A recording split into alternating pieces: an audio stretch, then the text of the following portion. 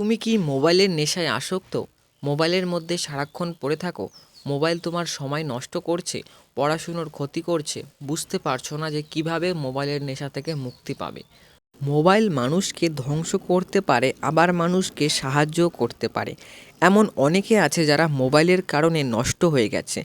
আবার এমনও রয়েছে যারা অনলাইনে মোবাইলের মাধ্যমে পড়াশুনো করে অনেক বড় বড় অফিসার হয়েছে।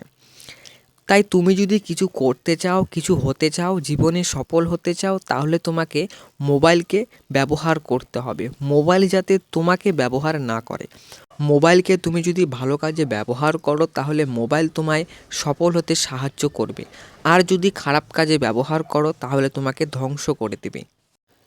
দেখো, মোবাইল, ইন্টারনেট, সোশ্যাল মিডিয়া একটা হচ্ছে স্কুলের মতো।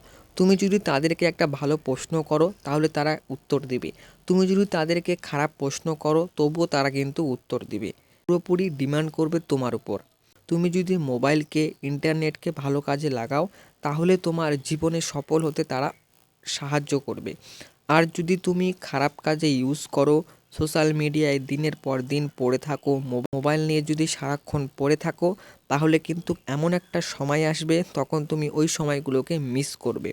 যে তখন যদি সারাক্ষণ মোবাইলের মধ্যে না পড়ে থেকে যদি কিছু একটা করতাম হয়, তাহলে আজ হয়তো আমাকে এই দিনটা দেখতে হতো না হয়।